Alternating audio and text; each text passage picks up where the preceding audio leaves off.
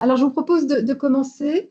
Je me présente Agnès Grisolio, je pilote la Mass Transit Academy, qui est un membre fondateur, on va dire, de cette étude partenariale que nous menons chaque année avec l'Institut Paris Région et le cabinet Sustainable Mobilities.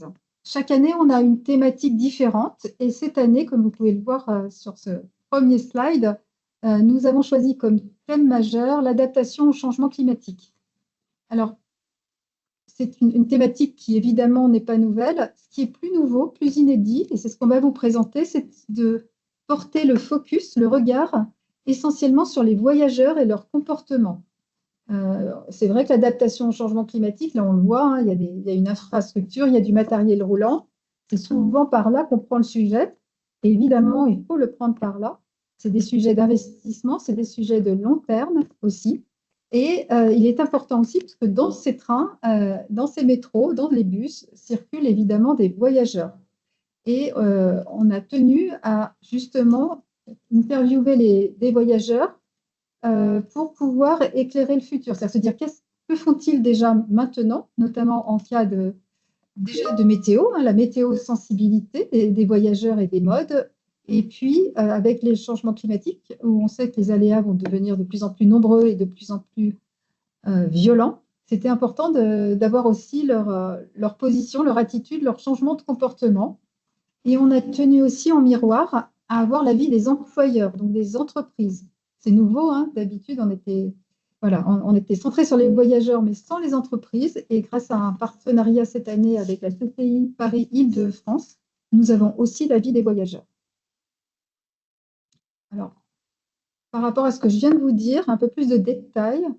Effectivement, grâce à l'analyse des datas, on a pu, avec toutes les datas que nous disposions, grâce à l'Institut Paris Région et une modélisation, avoir la météo-sensibilité quotidienne des différents modes de transport.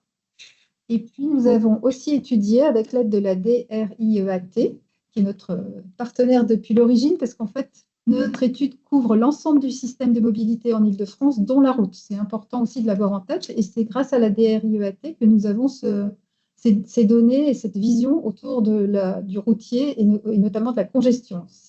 Donc, à partir de 9 événements météo exceptionnels, nous avons aussi pu voir comment les voyageurs s'adaptaient et comment les différents modes aussi pouvaient être résilients ou non. Et puis, deux grandes études majeures, hein, une auprès de 1000 franciliens, qui a été menée par Transilien avec le cabinet Ipsos BVA, et avec une phase qualitative qui nous a permis de bien travailler le questionnaire dont on vous fera part des résultats. Et puis, je le disais, la CCI Paris-Île-de-France qui a mené des entretiens, là aussi qualitatifs, et aussi un questionnaire auprès de 500 entreprises. Donc, c'est ce que l'on va vous présenter donc à plusieurs voix, puisque nous sommes plusieurs partenaires, et je laisserai d'ailleurs chacun de des co-auteurs et co-présentateurs se présenter à chaque fois. Là, c'est l'Institut Paris Région. Jérôme, je te laisse le micro. Bonjour, Jérôme Bertrand, de l'Institut Paris Région. Donc, en préambule, nous souhaitons rappeler que la région Île-de-France doit déjà faire face à des aléas liés au changement climatique. Tout d'abord, les fortes chaleurs. Le cœur d'agglomération, il possède déjà une très forte densité de population et une très forte densité de bâtis, et subit déjà des effets d'îlots de chaleur très importants. On a mesuré, quantifié près de 4 millions de franciliens, soit près d'un tiers de la population régionale, qui résident dans des espaces fortement vulnérables à la chaleur. Ce sont donc les zones rouges et oranges sur cette carte qui a été réalisée par l'Institut Paris Région. Le deuxième aléa très important pour la région de France, ce sont les inondations. L'espace francilien est exposé aux inondations par ruissellement, donc les crues d'orage. On a aussi des inondations par débordement le long des grands cours d'eau de l'Île-de-France, donc la Seine, la Marne, l'Oise. Il y a également le Grand Morin, l'Essonne, etc. Donc, dans ces zones inondables, on mesure, on a quantifié plus d'1 million de franciliens qui y résident. Ensuite, à moyen terme, d'ici 2050, d'autres risques se manifesteront davantage. tels que les risques de mouvement de terrain liés au retrait-gonflement d'argile. La région Île-de-France est très sensible à ce risque, et notamment l'espace ferroviaire. Il y a aussi les risques de sécheresse. On imagine, on envisage 40 jours supplémentaires de sécheresse d'ici 2050, et des feux de forêt aussi qui vont s'y tripler, de passer de 2 à 6 jours. Donc déjà, on voit déjà que les aléas climatiques peuvent entraîner des répercussions directes sur la vie des Franciliens, sur les activités économiques et aussi sur les grands services collectifs d'Île-de-France qui assurent les besoins vitaux des habitants et des visiteurs de l'Île-de-France, qui sont l'eau, l'énergie et aussi les transports. Donc 41 millions de déplacements quotidiens des Franciliens sont réalisés chaque jour en Île-de-France, et 9 millions sont réalisés aussi en transport en commun. Et on voit déjà que cette mobilité peut être déjà perturbée. Lors des 3 dernières années, on a dénombré 50 jours par an de conditions météorologiques exceptionnelles, donc des fortes chaleurs, des tempêtes, des très fortes pluies, du gel, de la neige. Et déjà, on voit que la mobilité des Franciliens est déjà perturbée, impactée. La venue des salariés sur leur lieu de travail également, mais aussi la venue des clients dans les entreprises.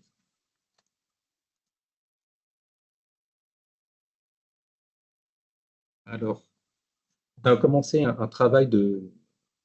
a fait un gros travail de modélisation sur la météosensibilité des différents modes de transport. Là, on vous présente les principaux résultats. C'est la première fois qu'on réalise un peu ce type d'études sur l'Île-de-France.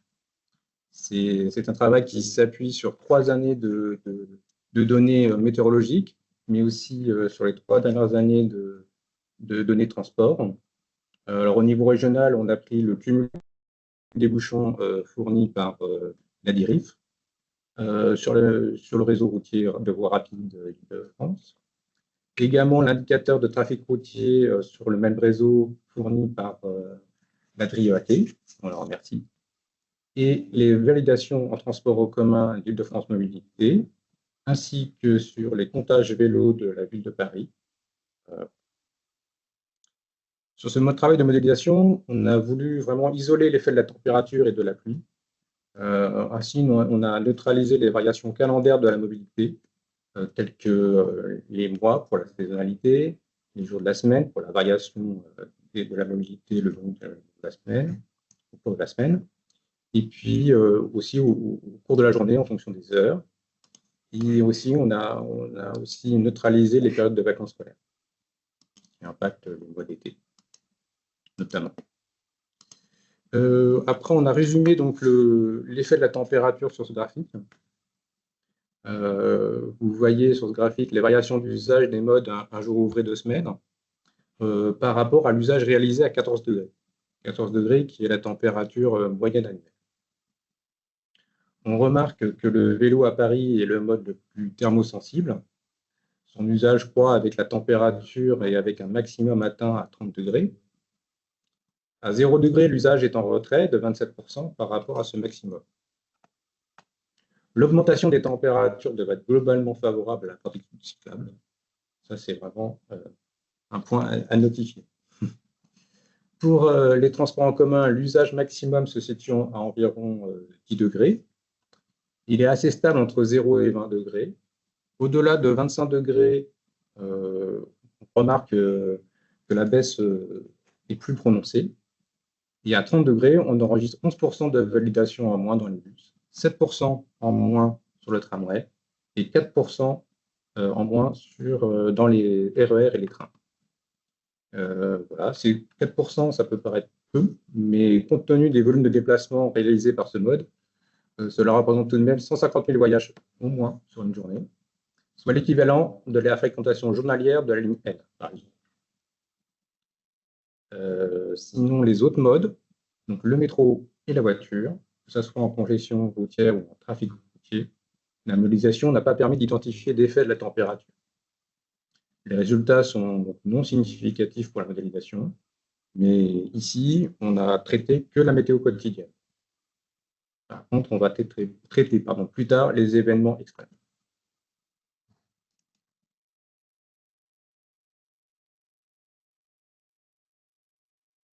On voulait vous montrer toujours sur ce focus sur la température.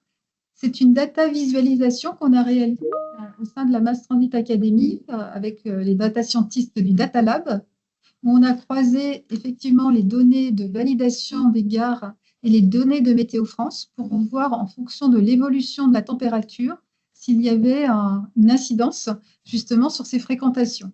Donc, je vais lancer la data vise et vous allez pouvoir le mesurer. Normalement, vous entendrez une voix off. Est-ce si vrai que les fortes chaleurs réduisent le nombre de voyageurs dans les gares opérées par Transilien pour Île-de-France Mobilité? Eh bien, c'est ce que nous allons voir en faisant défiler la température et en regardant l'évolution du nombre de gares impactées sur cette cartographie. Quand on commence à 25 degrés, si on se place sur l'heure de pointe de soirée, c'est-à-dire entre 16h et 19h, on observe que seulement 3% des gares en rouge sur la carte enregistrent des baisses de fréquentation à cette température. Quand on dépasse 25 degrés, qui est une température relativement fréquente en Île-de-France, des premiers effets se font ressentir. Mais c'est surtout à partir de 27 degrés que le nombre de gares impactées augmente considérablement. Cet impact des fortes chaleurs, il est d'ailleurs généralisé. Il touche tous les espaces, qu'ils soient vulnérables ou non à la chaleur. Avant 30 degrés, les gares parisiennes et souterraines, que l'on voit sur le zoom à droite, sont même moins impactées que les gares en banlieue. 30 degrés, c'est d'ailleurs la température à partir de laquelle l'effet de la chaleur il est perçu comme pénible pour les voyageurs. C'est donc un seuil important à garder en tête. À partir de ce moment-là, plus d'un quart du réseau opéré par Transilien enregistre des baisses de fréquentation. Les fortes chaleurs impactent donc déjà nos voyageurs, et ce, partout en Île-de-France. Est-ce si Voilà, donc vous avez pu découvrir avec cette visualisation des data qu'effectivement, il y a bien une sensibilité, une élasticité à la chaleur, notamment quand on est dans des phases de canicule, ce qu'on vient tout juste là, de vivre et de façon très anticipée au mois de mai. Et un point est important, je ne sais pas si vous aviez en tête ces pourcentages, mais en fait, quand on regarde le réseau transilien, qui est celui qu'on voit dans la data visualisation, en fait, on est très majoritairement en surface. Contrairement peut-être au métro, qui on le verra plus tard, est donc beaucoup plus préservé de certains aléas météo. Mais quand on regarde à la fois les infrastructures, donc les kilomètres de ligne et les gares, nous sommes effectivement sur un réseau quasiment toujours en surface, sauf peut-être un tout petit peu au cœur de Paris, c'est les 7% de gares et les 6% de kilomètres de ligne. Donc, il faut l'avoir en tête quand on analyse les impacts des changements météo et notamment de la température. Alors, maintenant, qu'en est-il de l'usage des différents modes de transport lorsqu'il pleut un jour ouvré? Donc là, on a repris les travaux de la modélisation en comparant les usages des modes en cas de forte pluie par rapport à un jour sans pluie. Donc, les jours de forte pluie correspondent aux jours où il y a plus de 5 mm de précipitation au cours de la journée. Et on constate donc sur ce graphique que l'effet le plus marquant est la forte hausse de la congestion routière. En moyenne, nous observons une hausse de 31% des kilomètres de bouchons. Je rappelle que c'est des kilomètres de bouchons sur les réseaux de voies rapides en Île-de-France. Voilà. Et dans le même temps, le trafic routier est en baisse de 3% sur le même périmètre. Donc, on peut constater que la congestion routière est liée aux conditions de circulation difficiles et non à l'utilisation plus importante que de la voiture, du moins sur le réseau structurant régional. Alors, quand on parle de conditions de circulation difficiles, on pense donc à la visibilité qui est réduite, aux vitesses aussi qui sont réduites et aux distances de sécurité plus importantes.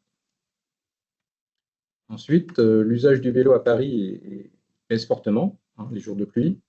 On a moins 24%, c'est-à-dire à peu près la même proportion, une baisse dans la même proportion que par rapport à 0 degré, on a vu tout à l'heure.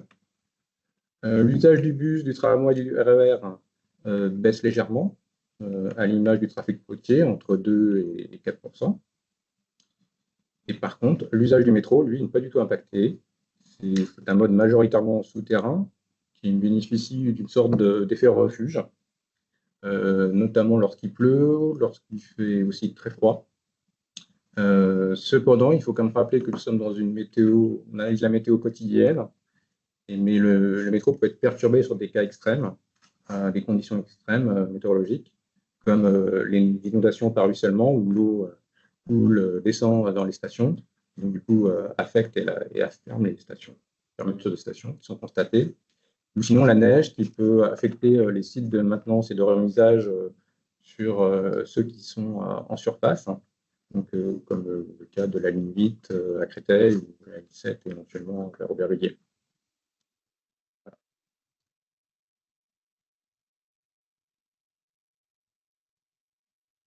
Bonjour, je suis Aurore Fabre-Landry du bureau d'études Sustainable Mobilities. Donc maintenant qu'on a bien vu l'impact de la météo quotidienne sur l'usage des différents modes de transport, la météo-sensibilité, je vous propose qu'on passe vraiment aux conditions exceptionnelles, c'est-à-dire aux aléas climatiques, comment se comportent les voyageurs lorsqu'on est en conditions exceptionnelles, et de commencer par les conditions hivernales. Donc nous avons analysé 7 événements météo exceptionnels sur les 3 dernières années, parmi lesquels se trouvent 2 tempêtes qui ont eu des effets, heureusement, je dois dire, plutôt localisés, donc dont on n'observe pas les effets à travers les chiffres de la mobilité à l'échelle régionale, mais ça cause quand même des vrais problèmes, on parlera un petit peu plus loin. Donc, 5 événements météo hivernaux exceptionnels que nous vous présentons ici. C'est un épisode de verglas donc de janvier 2024, un épisode de neige également de janvier 2024, une extrêmement forte pluie qui avait été baptisée Kirk d'octobre 2024, où il était tombé 70 mm de pluie en une journée, vous voyez, comparé aux 5 mm qui était notre repère pour la météo quotidienne tout à l'heure de critères de pluie. Et à savoir qu'on prévoit que ces jours de très forte pluie risquent d'augmenter avec le changement climatique dans les années qui viennent en Île-de-France. Et ensuite, les 2 journées de l'épisode neigeux de début janvier de cette année, donc c'est le lundi 5 et le mercredi 7 janvier. Donc, quel a été l'impact de ces aléas sur le comportement des voyageurs dans les différents modes de transport? Donc, comme pour la pluie, vous voyez ici, colonne de gauche, que l'impact le plus fort, c'est sur la congestion automobile. Sur 3 des 5 aléas, on est à peu près à plus 50% de kilomètres de bouchons. Et vous voyez ce pic qui correspond au lundi 5 janvier, vous vous en souvenez peut-être, où l'Île-de-France a battu un record de 1000 km de bouchons qui n'avait jamais été atteint jusqu'ici. Et c'est comme pour la pluie, et ce, malgré le fait que le trafic, lui, vous voyez, on est dans le négatif, était en retrait par rapport à des jours comparables de l'année où il n'y avait pas ces aléas. Voilà. Ensuite, le vélo, c'est le prolongement de ce qui vous a été présenté par Jérôme Bertrand. Vous voyez, finalement, là, sauf qu'on descend plus bas quand il neige ou ces aléas hivernaux, on est à moins 40, moins 50% sur les compteurs vélo par rapport à un jour normal. Le bus est également en retrait. Vous voyez le retrait le plus fort, où on était à moins 80%. Vous voyez l'échelle, là, c'est moins 100, gardez-le en tête pour plus tard. C'est-à-dire on passe à 0. Donc là, on était à moins 80%. C'était le mercredi 7 janvier, lorsque la circulation des bus a dû être interrompue suite aux chutes de neige qui avaient eu lieu dans la matinée. Comparativement, donc là, on est sur les 3 colonnes du mass transit, le tramway, le métro, le RER et le train. Et vous voyez qu'ils sont comparativement moins impactés. Toujours ce mercredi 7 janvier qui est assez marqué, puisqu'il y avait eu un appel des autorités à limiter les déplacements au maximum, les écoles, les universités étaient fermées, etc. Vous voyez que sur les autres aléas, on a des petites baisses de fréquentation sur le tramway et sur le RER et le train, quasiment pas sur le métro, voire au contraire un petit peu de report, mais ça reste beaucoup plus limité. Donc le mass transit apparaît perturbé, certes, comme tous les modes, lors de ces aléas hivernaux, mais le mode le plus résilient. Qu'en pensent maintenant les voyageurs et les entreprises? Alors, bonjour à tous, Romain Albera, je suis responsable des études à la DG Transilien. Donc, qu'en pensent les franciliens? Eh bien, la neige est considérée comme l'aléa climatique qui perturbe le plus la mobilité. Donc, en effet, À travers notre enquête réalisée avec Ipsos BVA, eh bien 72% des Franciliens déclarent la neige parmi les aléas climatiques les plus pénalisants sur la mobilité. Alors, quel est l'impact que l'on observe de ces aléas? Eh bien, près de la moitié des Franciliens, donc 46%, vont avoir tendance à annuler leurs déplacements en cas de neige. C'est un chiffre qui est très supérieur par rapport aux autres aléas climatiques qui ont été mesurés, puisqu'en cas de tempête, ils sont 30% à avoir tendance à annuler les déplacements, et cela descend à 24% en cas de forte pluie et 14% en cas de canicule. Et du côté des entreprises, qu'observe-t-on?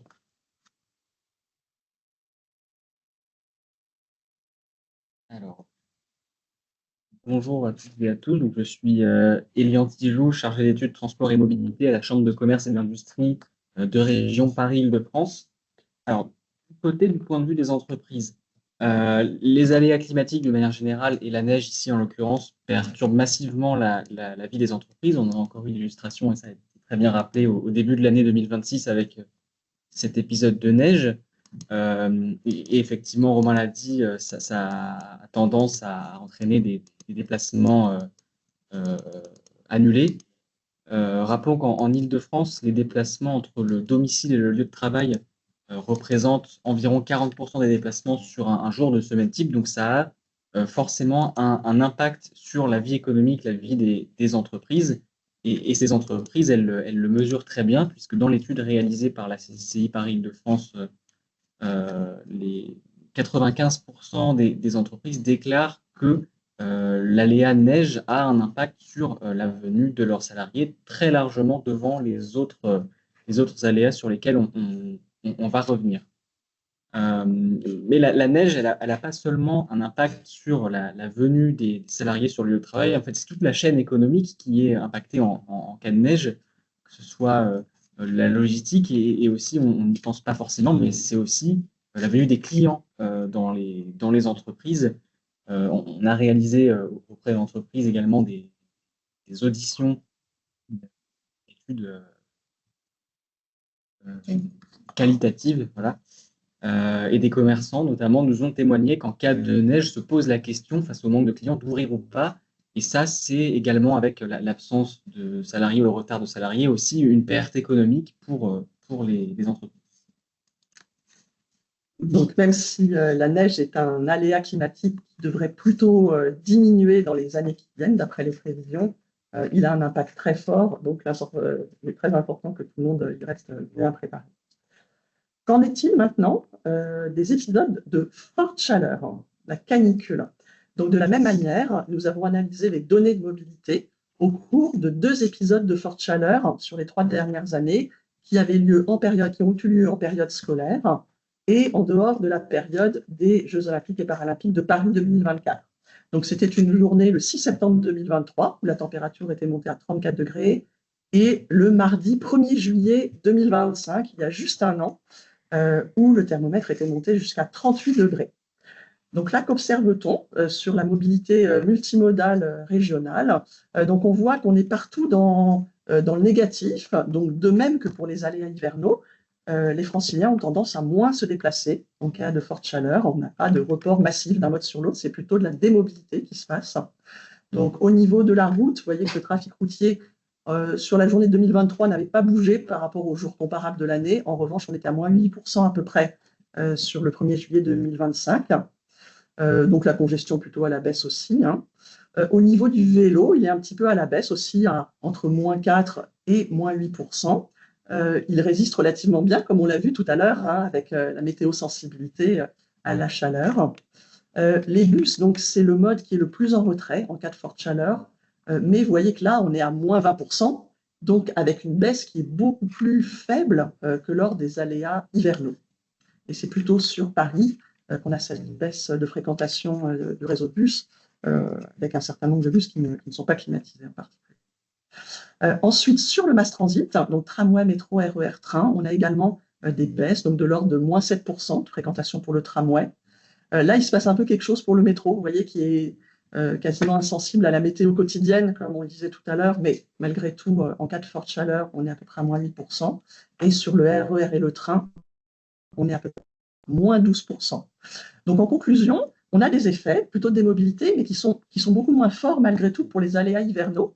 Ça, c'est les chiffres, mais que les voyageurs pensent-ils de ces épisodes de forte chaleur?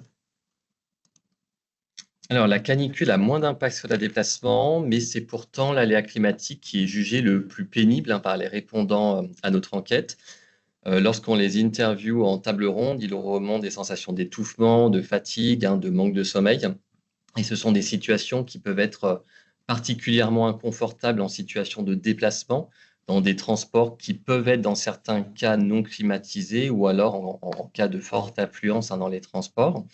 Et ils sont d'ailleurs 2 tiers des Franciliens à percevoir la canicule, donc les jours de forte chaleur, en croissance.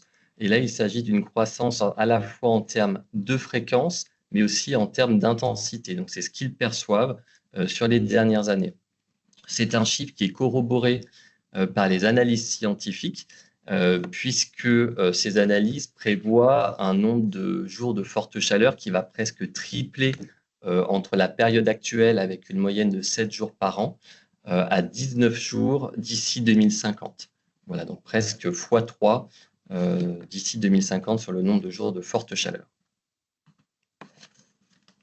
Du côté des entreprises, elles sont également bien conscientes de la propension qu'auront ces événements de canicule à se multiplier à l'avenir. 61% d'entre elles estiment déjà que la canicule perturbe la venue de leurs salariés sur les lieux de travail. C'est le second aléa le plus cité par les entreprises après la neige qu'on a vu précédemment.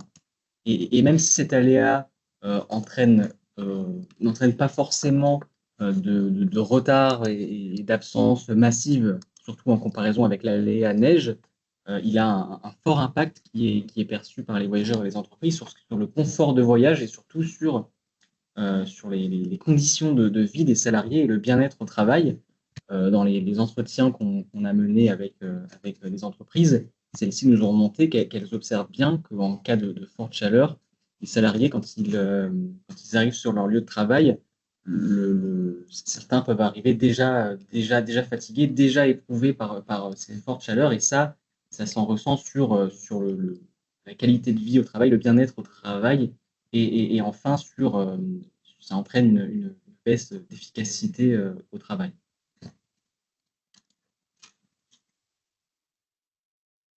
Alors, faire circuler des trains par temps très chaud, et notamment par temps de canicule, pose de vraies difficultés techniques d'un point de vue ferroviaire, avec 2 risques majeurs. Le premier, c'est la déformation des rails avec la chaleur. Et le deuxième, c'est l'arrachement de la caténaire qui va se détendre en situation de forte chaleur.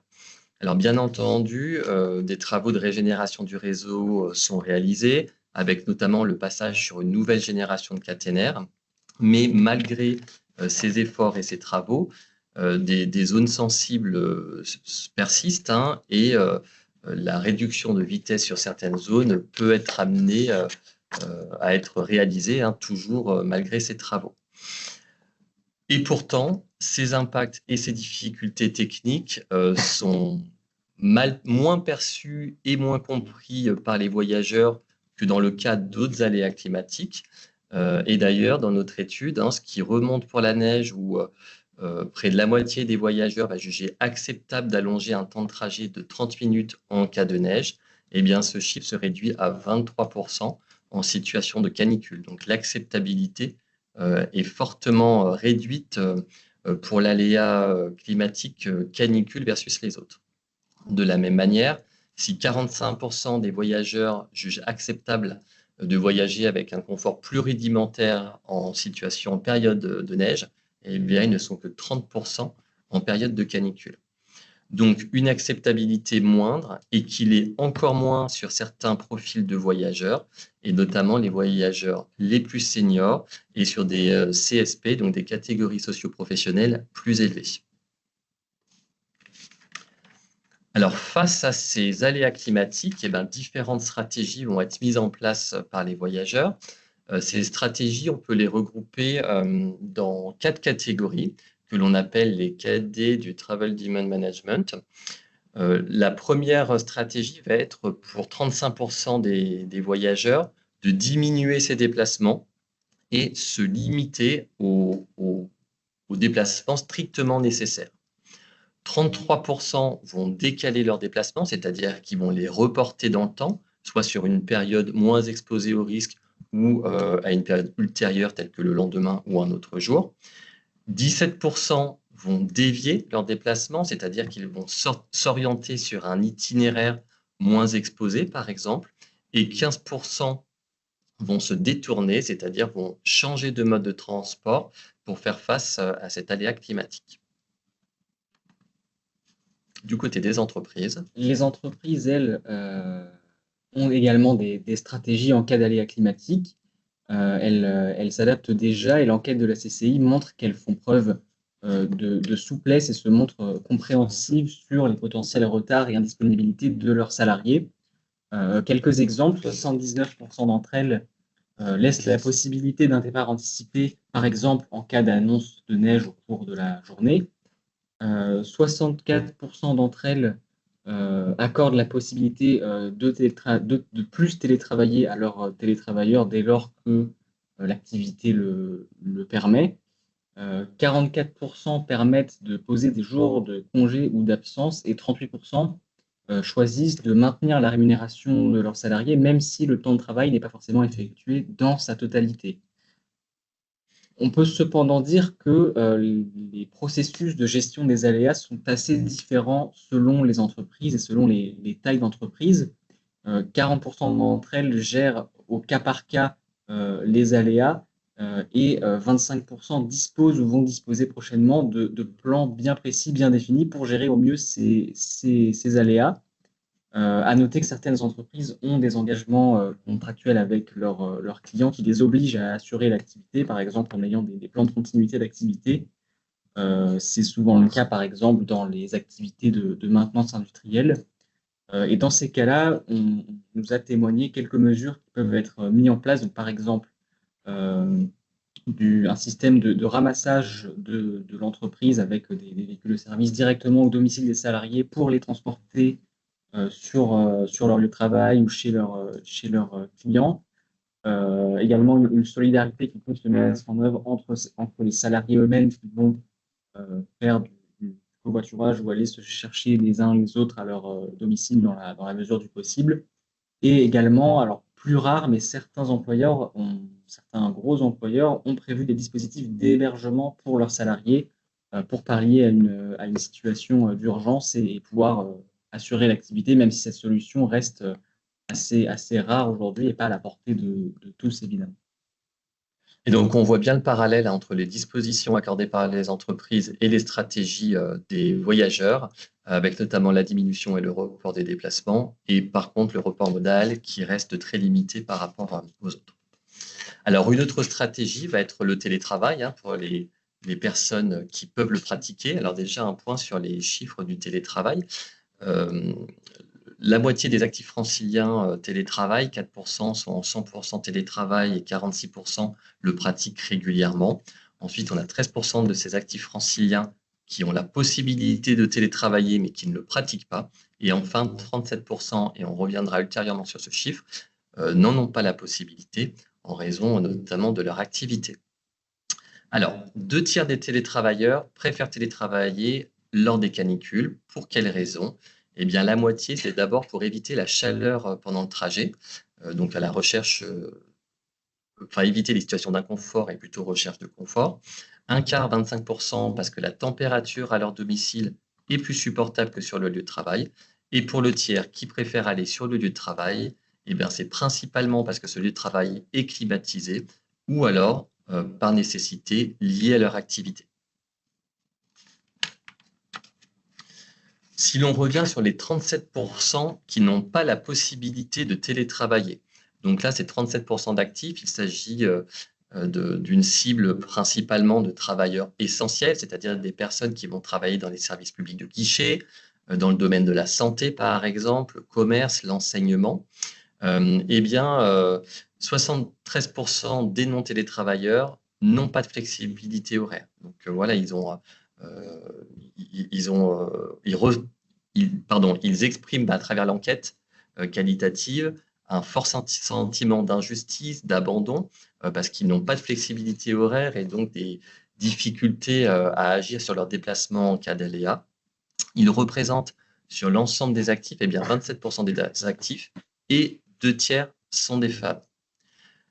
Parmi les non-télétravailleurs, plus d'un quart ne sont pas motorisés et donc sont réellement dépendants des transports en commun.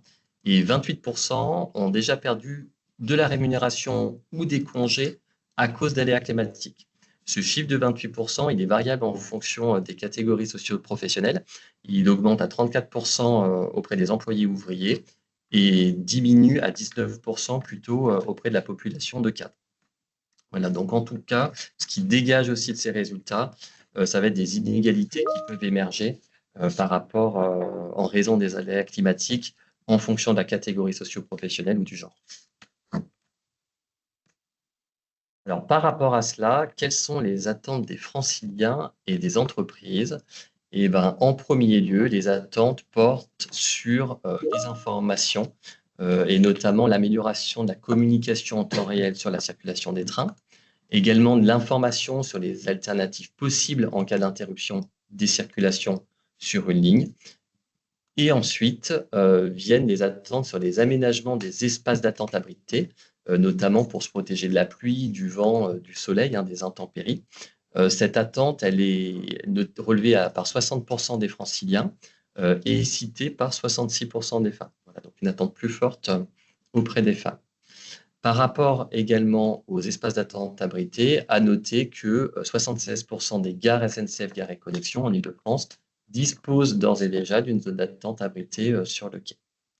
En second lieu, au niveau des attentes, viennent la distribution des bouteilles d'eau, les propositions d'îlots de fraîcheur à proximité des gares, la mise en place de fontaines d'eau et l'installation de brumisateurs. Voilà, donc ce qui touche aussi plutôt au confort pendant le déplacement. Pour poursuivre, on a vu que les entreprises agissaient, mais elles ont également des attentes face à ces aléas climatiques. Tout d'abord, d'un point de vue de l'information, pour pouvoir affronter les aléas, elles misent beaucoup sur les canaux d'information officiels. Il y a l'enjeu de mieux diffuser ces informations, par exemple en les intégrant mieux avec les informations de transport en commun. Elle souhaite ensuite avoir plus de visibilité sur la capacité des réseaux de transport à fonctionner lorsque des aléas climatiques sont annoncés, pour avoir l'information plus en amont, pour pouvoir alerter leurs salariés d'une part, et aussi réorganiser leur activité lorsque c'est nécessaire. Et elles ont en particulier des attentes sur la desserte des réseaux de bus en petite et en grande couronne, qui sont des maillons essentiels de la chaîne des transports en commun. Et par exemple, lorsque des épisodes de neige sont annoncés, les réseaux sont quasi systématiquement à l'arrêt, ce qui pose de gros soucis aux salariés et souvent de l'incompréhension quand le phénomène a été annoncé plusieurs jours à l'avance. Et pour terminer, lors des phénomènes de pic de chaleur, les entreprises ont des attentes particulièrement fortes vis-à-vis de la climatisation dans les transports en commun, pour garantir des conditions de transport et de confort minimal à leurs salariés.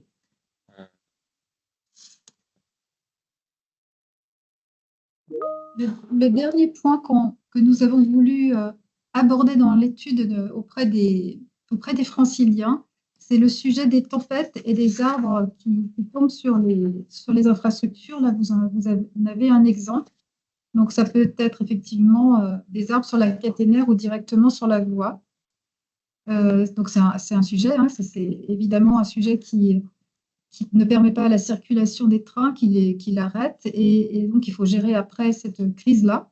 Et donc, on sait maintenant que Réseau a commencé à bien travailler les abords des voies, que reste le sujet des arbres riverains.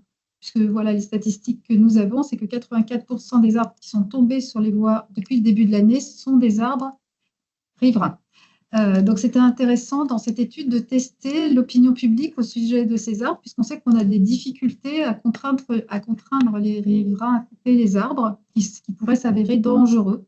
Et donc, dans cette étude, on voit qu'il y a une infime partie des franciliens qui sont complètement opposés au fait qu'on contraignent un peu plus fortement les riverains à couper leurs arbres, et ce qui permettrait une meilleure continuité de service pendant les tempêtes, dont on sait qu'elles vont se multiplier. Alors, on est arrivé à la fin des principales conclusions de notre étude qu'on voulait partager avec vous. Peut-être sur les pistes d'action, puis après je vous laisserai, voilà, on répondra aux questions puisqu'on est ensemble jusqu'à 15 heures.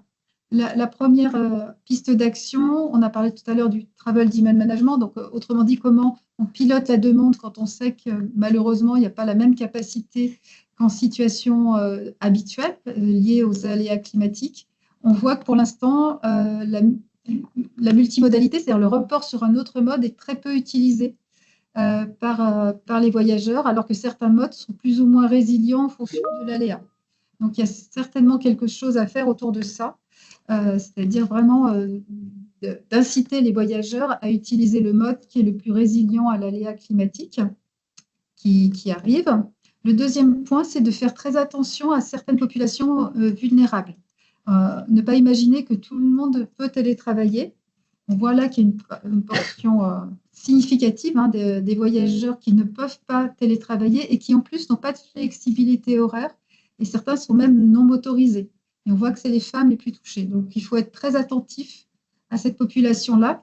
Et aussi, c'est vrai qu'en privilégiant le télétravail pour ceux qui le peuvent, c'est libérer aussi autant de place dans les transports qui circulent. Donc, c'est vraiment un levier important, et on voudrait encourager les entreprises à ne pas supprimer complètement le télétravail. On voit que c'est un vrai airbag pour faire face aux aléas climatiques.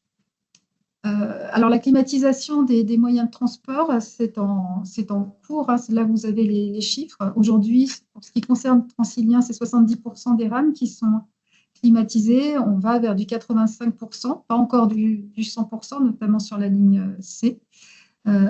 C'est évidemment un objectif, mais on voit quand on interroge les voyageurs que finalement, le transport, évidemment, compte, mais c'est aussi le trajet pour aller à la gare ou après la gare pour aller au lieu de destination qui compte. Et c'est là où la canicule est vraiment extrêmement difficile. Et il n'y a pas que la partie climatisation qui compte, c'est vraiment, il faut regarder le trajet de bout en bout des voyageurs. Alors, sur la communication, on a donc une forte attente en termes d'information voyageurs, et c'est bien normal. Et là, l'idée, ça serait d'encore plus utiliser les sciences comportementales. À Transilien, nous avons une nudge unit, une équipe qui travaille sur les sciences comportementales.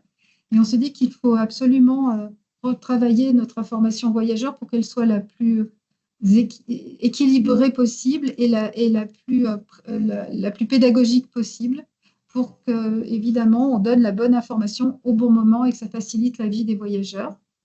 Il y a un point aussi qu'on n'a pas marqué, mais qui est intéressant, c'est qu'on a demandé à quel point les voyageurs utilisaient les applis météo et la confiance qu'ils avaient dans ces applis météo. Et c'est extrêmement élevé. Donc, on se dit qu'il y aurait sûrement une information, on y revient, croisée à avoir entre les applis météo qui pourraient porter plus qu'aujourd'hui des informations autour de conseils pour bien voyager et sur quel mode, et à l'inverse, que les applis voyageurs type Île-de-France Mobilité, Bonjour ou SNCF Connect portent aussi plus d'informations liées à la météo et de conseils liés à la météo. Et puis enfin, je ne vais pas y revenir, mais on voit que l'opinion publique est favorable à traiter de façon plus contraignante les arbres aux abords des voies. Et on sait que ça peut être un article du projet de loi cadre qui est en cours de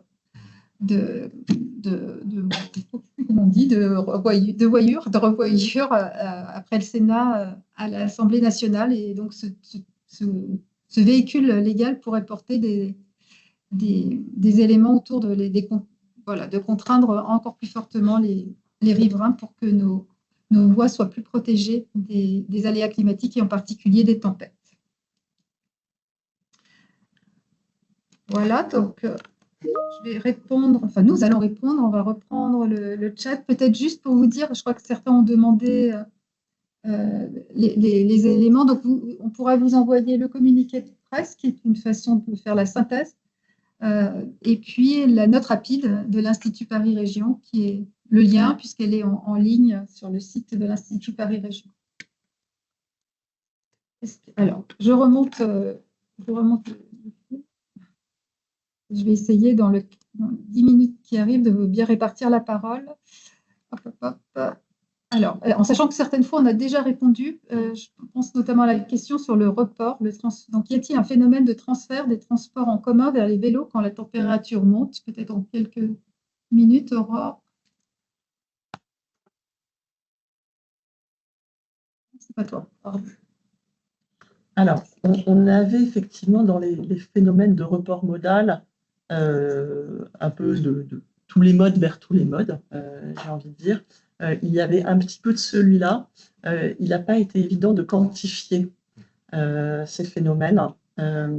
Donc, on ne peut pas vraiment vous donner de données chiffrées. Vous voyez, c'est une chose qui a été citée par certaines personnes.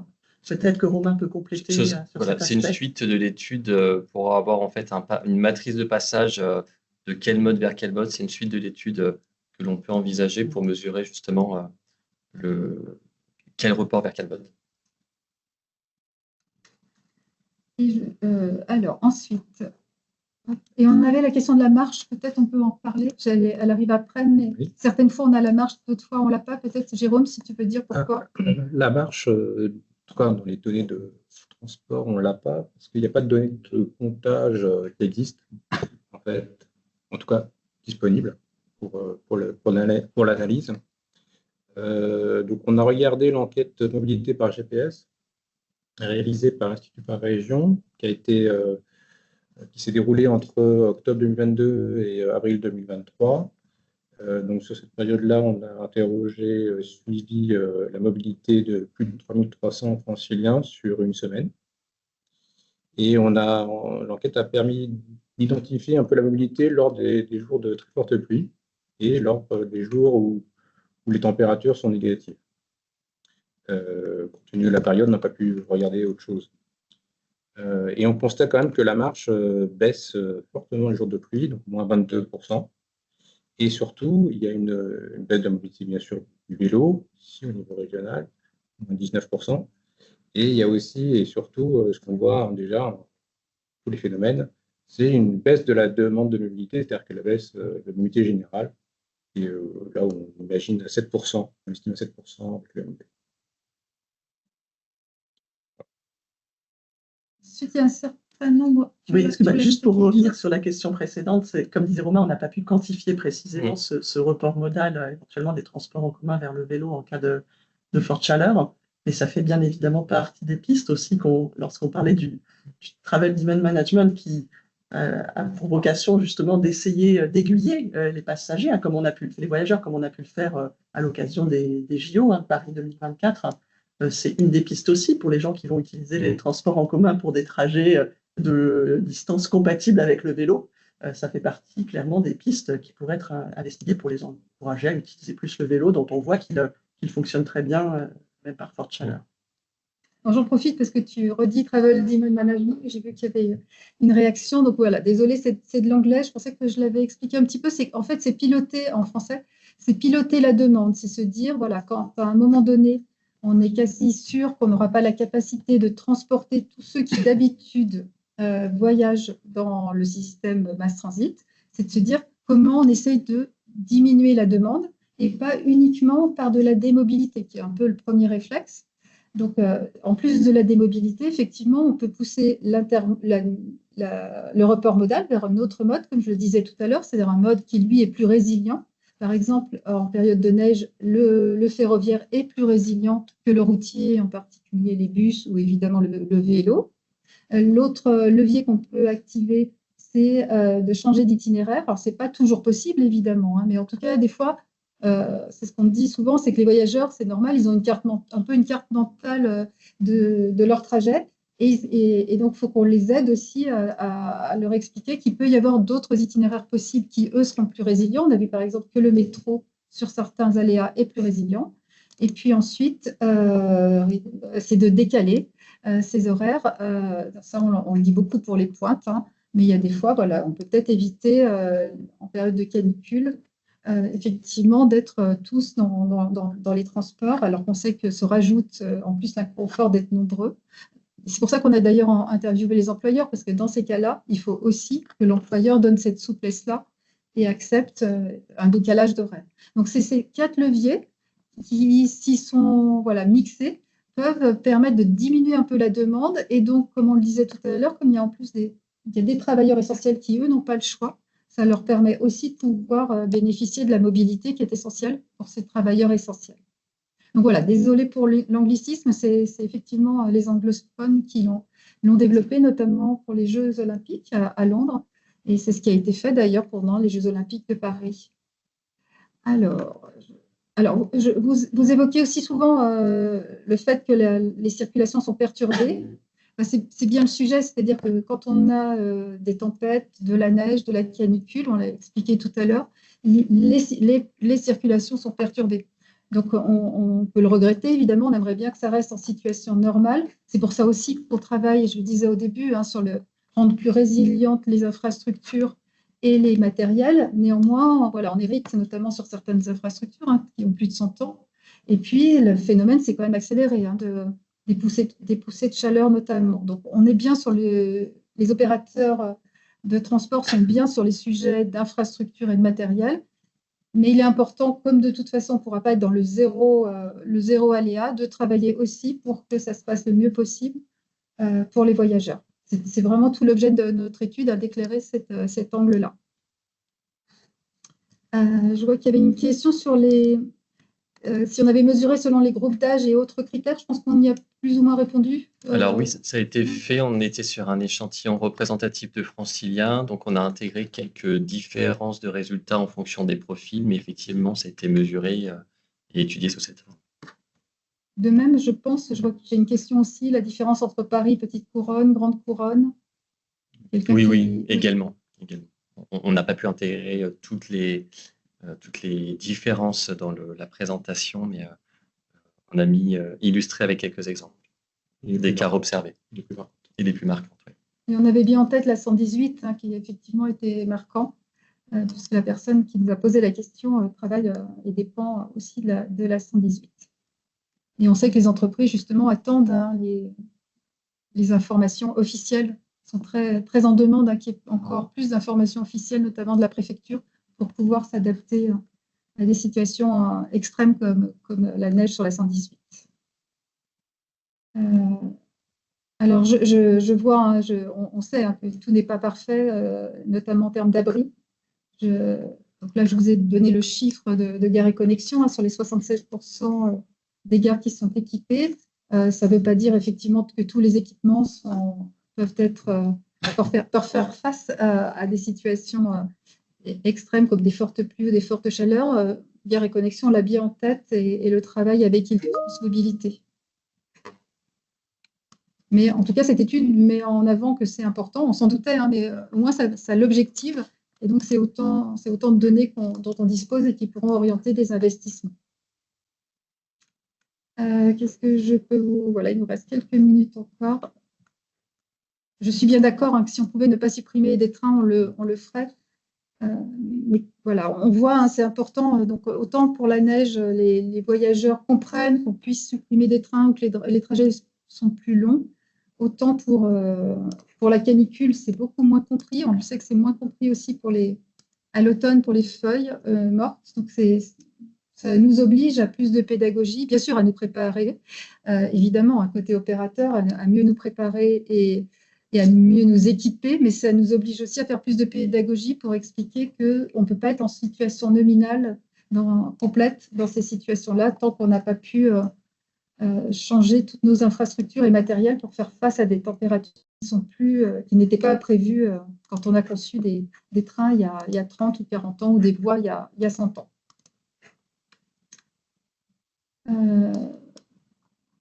Voilà, sur l'information voyageur, je comprends, de consulter le site Transilien. Je sais que c'est tout ce qu'on a mis dans notre étude et tout ce qui est remonté de notre étude fait partie des éléments qui vont nous aider à mieux communiquer, à faire une information voyageur beaucoup plus pertinente et utile. C'est vraiment ce qu'on voulait. Et vraiment, en se penchant sur les voyageurs, ça nous permet de remettre le focus sur les voyageurs, sur quelque chose, donc l'adaptation au changement climatique, qui était encore vue un peu trop que sur le point de vue technique. il y a beaucoup de remarques. Merci, hein, vous êtes très prolixe. On ne peut pas répondre à tout, hein. Nous, voilà, on vous a livré tout ce qu'on avait fait émerger dans notre étude. Mais tout ça, voilà, on en prend bien note, hein, et on pourra transmettre aussi aux personnes intéressées tout ce que vous aurez pu nous dire dans ce fil de conversation. J'essaie d'avancer. Oui, donc je vois qu'il y a une remarque sur la clim. Donc effectivement, on est un des pays qui a le moins de climatisation dans l'habitat. Donc on pensait, effectivement, ça nous intéressait de mesurer à quel point les voyageurs avaient plutôt envie d'aller du coup au bureau, qui eux sont quand même un peu plus climatisés. En tout cas, certains bureaux, dans le tertiaire en tout cas. Enfin, bureau du tertiaire, puisque tout le monde n'est pas non plus dans le tertiaire. Effectivement, je vois que quelqu'un suggère le coworking, mais ce qui est ressorti quand même, c'est qu'on préfère rester chez soi, même si il fait un peu chaud, pour éviter en fait les trajets. En fait, mais pas que les trajets, donc, comme je le disais, dans le bus et dans le train, c'est globalement. Il y a une fatigue globale avec la canicule qui est liée aussi au manque de sommeil. Et il y a cette tendance qu'on a pu mesurer grâce à cette étude que le refuge, c'était le domicile. La solution, c'était le télétravail pour ceux qui le pouvaient. Une de nos surprises, ça a été que la voiture n'était pas si refuge que ça. C'est-à-dire qu'on l'a dit tout à l'heure, hein, quand il pleut, tout le monde ne prend pas sa voiture, parce qu'en ont. Au contraire, il y a même une baisse de la voiture, mais une hausse de la congestion. Donc finalement, la voiture n'est pas le report modal naturel, parce qu'on pourrait se dire qu'elle est climatisée, la voiture, qu'elle protège de la pluie, et pourtant, ce n'est pas le mode refuge, c'est plutôt le domicile qui est le refuge. Y a-t-il une idée, ça on doit l'avoir, je crois, y a-t-il une idée de la durée d'un trajet, ou peut-être Jérôme, d'un trajet en transport en commun en Ile-de-France? Je crois qu'on l'a ce chiffre. On va le communiquer dans le fil, Ouais, on va le rechercher. On le communique dans le fil après recherche. Ça dépend des motifs, en fait. Oui, c'est ça. J'avais 45 minutes, mais je ne sais pas si je dis. C'est pour les domicile-travail. C'est domicile-travail, d'accord. En tout cas, c'est plus long qu'ailleurs, qu'en province. Oui, nettement. Voilà, on est arrivé au bout. J'espère qu'on a répondu à vos questions ou commenté vos commentaires qui nous sont très précieux et dont on va bien garder la trace pour bien les communiquer. Voilà, donc merci beaucoup de vous être connectés. On va vous partager les documents comme je vous l'ai dit. J'en profite pour remercier les co-auteurs et co-présentateurs qui sont autour de moi. Merci beaucoup. Bonne fin d'après-midi.